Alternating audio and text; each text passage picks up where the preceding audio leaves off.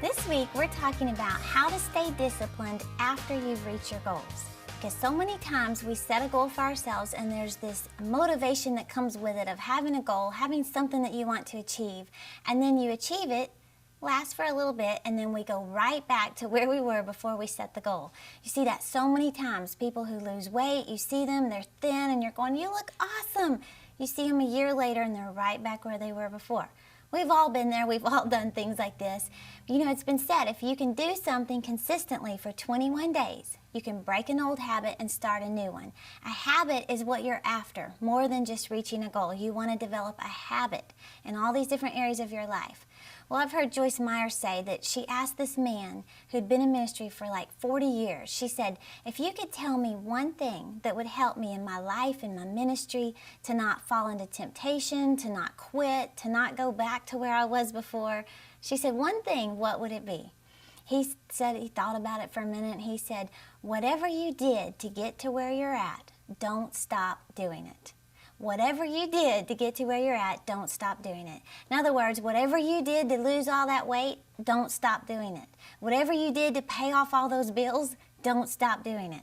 Whatever you did to get free from bondage in your life, just because you've got the freedom now, it's not going to stay unless you keep doing what you did to get to where you're at. Well, that's the challenge, and I know I've done that in my own life where I've worked so hard to be free, and you get that freedom and you're excited about it, and then all of a sudden these old things start creeping back into your life, old habits, old things that you thought you were free from. Well, it's just the devil. He's just saying, hey, I want my house back. I want back in control of your life. I want in control of your weight. I want in control of your finances. It's just the devil, but you have to consistently set goals. You know, you think about how destruction comes so much quicker than it took to build. You could be, you know, dieting, exercising for months to lose this weight, and then you stop doing what you did and the weight comes back like that. Well, we have to, number one, develop the habit of consistent goal setting. Consistently setting goals for yourself. You know, I think about when I was watching this donut shop be built by my house. Every day I'm driving past the donut shop to go to work, and I'm watching the cement be poured, and I'm watching the walls go up, and months are going by. Then I'm watching the floor, the tile got laid, and the wallpaper goes up, the sign goes up. Months are going by, and they're building this donut shop. Well, years later, I'm driving to work one day, and I look over at the donut shop, and there's this big crane outside. I go to work, I come home, and all of a sudden the entire donut shop is demolished into the ground in one day.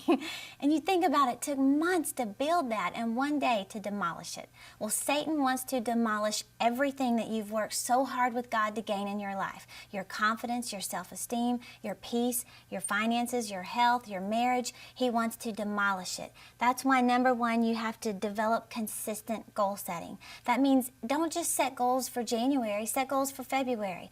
If you want to read one new book that's going to build your faith, and you say, hey, this book has 12 chapters, I'm going to read 3 chapters a week and I'm going to finish this book. Set goals every month to build your faith, to get closer to God, to build your confidence. Set goals in your fitness and finances and all those areas. I know when Rodney and I were building our house years ago, it was the second house we moved from a house to now building our house. And we needed thousands of dollars. Well, we had this goal and we put it on the refrigerator, how many thousands of dollars we needed, put it in my day runner, put it in his day runner, and we did everything we could think of to bring in the money for that house. We had garage sales. I taught French to little kids. Rodney sold games. We did everything we could think of, and every bit of money went in there. If we got money for our birthday, it went in the pot. Everything went for this one goal. Well, we raised the money to build our house, and then as soon as we moved in, what do you think happened? We started spending every dime that we made. Every bit of money that we made, it went out. Why? Because we didn't have a new goal. We didn't have anything that we were trying to save money for. So you have to develop consistent goal setting if you want to go from making it just a goal to a habit. Every month you have new goals for yourself. Well, number two, you have to set boundaries for yourself. You know, you have to be honest with yourself, like consciously think about what makes you go backwards. If it's in exercising, you be honest with yourself and you say, if I quit working out, I will gain weight. And I don't like the way I feel when I gain weight.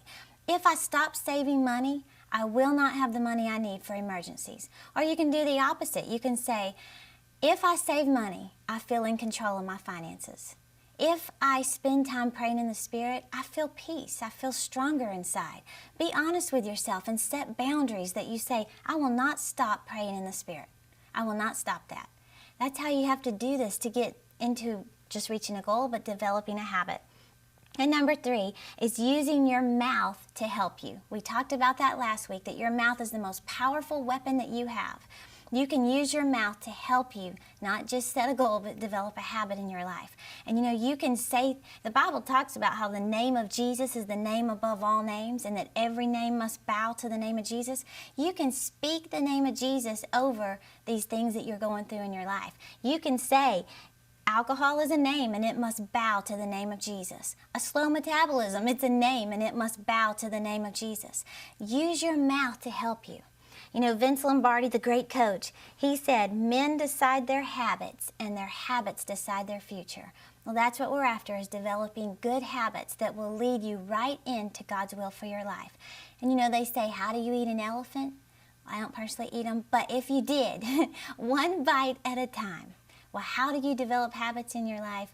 One goal at a time, one day at a time. It starts with tomorrow morning when you wake up. What are you going to do?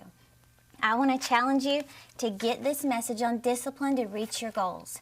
This will help you, I believe, the way it's helped me. It has completely changed who I am. I'm not the girl I used to be because now I've developed the habit of setting daily goals. So get these messages. There's 4 CDs in here. Of course, I can't talk about half of it in these podcasts, but get these and hear them over and over and over. And included in this is a bonus study notes. It's all of my notes from this message. You can fill in the blanks. You can confess the scriptures that are in here, start speaking them over your life, or you can just go online and download this. So I really want you to get this because I believe it will help you go from where you are to where you want to be.